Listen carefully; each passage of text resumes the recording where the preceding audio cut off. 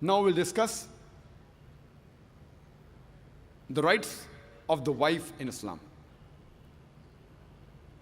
Most of the other religions besides Islam, they consider the woman as an instrument of the devil. But the Quran refers to the woman as a muhsana. Muhsana in Arabic means a fortress against the devil.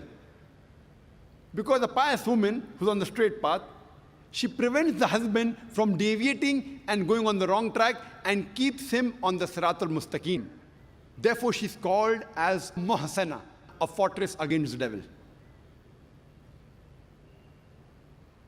The Quran in Surah Nisa, chapter number 4, verse number 21, refers to marriage, to nikah, as a sacred covenant. It's a sacred covenant, a sacred contract between the husband and wife. The Quran says in Surah Rum, chapter number 30, verse number 21, that we have created for you mates from amongst yourselves, so that you may live with them in tranquility, and He has put love and mercy between your hearts. The beloved Prophet Muhammad, he said, it's mentioned in Sahih Bukhari, volume number 7, in the book of Nikah, chapter number 3, hadith number 5066. The beloved Prophet said, "O young people, whoever has the means to get married should get married." The beloved Prophet also said, there is no monasticism in Islam. And the Prophet said, anyone who marries, he completes half his deen. Once during question answer time, there was a person who asked me, that does it mean that if I marry twice, will I complete my full deen? What did the Prophet mean when he said that marriage completes half your deen? Marriage prevents you from promiscuity, from fornication, from homosexuality. Only if you marry do you have an opportunity to be a husband or a wife. Only if you marry do you have an opportunity to be a father or mother, which are very important duties in Islam. So irrespective whether you marry once or twice, you only complete half your deen. In Islam, for a marriage to solemnize, taking the permission of both would-be husband and wife, the man and the woman, is equally important. The Quran says in Surah Nisa, chapter number 4, verse number 19, do not inherit the woman against their wishes. There's a hadith which is mentioned in Sahih Bukhari, volume number 7, book of Nikah, chapter number 43, hadith number 5138. A lady by the name of Khansa bint Khadim al-Ansariya, she approached the Prophet and said that my father has married me to a person against my wishes. The Prophet, he nullified the marriage. There's another Sahih hadith which is mentioned in Ahmad ibn Hanbal, hadith number 2469, where a lady approaches the Prophet and says that my parents have forced me to marry a man against my wishes. And the Prophet said she has the option of either continuing the marriage or nullifying the marriage. There's a similar hadith mentioned in Ibn Majah, hadith number 1875. It's the same hadith. A woman approaches the Prophet and tells her that my parents have forced me to marry against my wishes. And the Prophet says, you can either continue the marriage or you can nullify the marriage. And the woman says, I continued the marriage, but I wanted the woman to know that the parents cannot force their daughters to marry someone who they don't like. The Quran says in Surah Baqarah, chapter number 2, verse number 228, that the women have rights similar to those against them on terms equitable, but the men have a degree of advantage. Based on this verse of the Quran, men and women are equal except in leadership.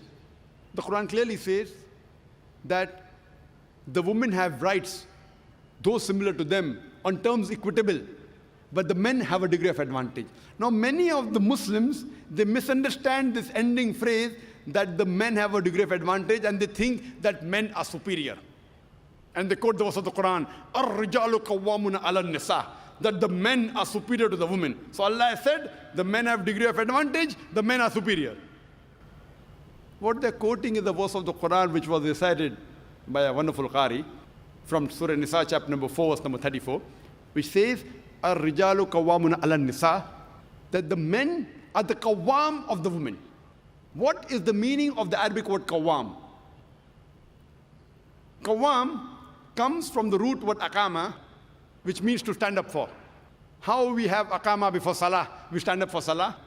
So this Arabic word qawwam means the men have 1 degree of additional responsibility and 1 degree additional service towards the woman, not 1 degree of superiority to boss over the woman. And if you read the tafsir of Tabari, he says the Arabic word qawwam means 1 degree of additional responsibility. Because if you read the verse ahead, the verse says that Allah has given men more strength than the women. So because of that advantage, it's the duty of the men that they should take care of the woman, they should not boss over her. Furthermore, Quran says in Surah Nisa, chapter number 4, verse number 19, that treat your wives with equity and kindness even if you dislike her. Means even if you don't like your wife, yet treat her with love and compassion. And treat her kindly, even if you dislike her. Even if you dislike her, treat her with kindness and compassion. And in Islam, we do not consider calling the women as housewives. Housewives. You know, housewife, if you analyze, means she's married to the house. In Islam, we don't consider our women, they're married to the house, to be called housewives. You know, in English we have, what is their profession? Housewife. We in Islam prefer calling the women as homemakers because they make the home, they build the home. So inshallah, I believe that the ladies from now onwards, when they have to fill any form, instead of writing the profession, if they are not right housewife, that's English terminology. They are marrying you to your house. Prefer mentioning homemaker, because the woman builds the home, they make the home. And in Islam, a woman is not married to a master to be treated like a slave. She is married to an equal, and the role is that of partnership. And Quran gives a very good phrase in Surah Baqarah, chapter number 2, verse 187, where Almighty God says, Hunna libasul lakum wa antum libasul lahunna. That they are your garments and you are the garments. That means your wives are your garments and you are the garments of your wives. What is the role of garment? The role of the garments is to beautify, to conceal, to protect. The husband and wife, they conceal each other's faults. They beautify each other. They help each other. It is a role of hand and glove.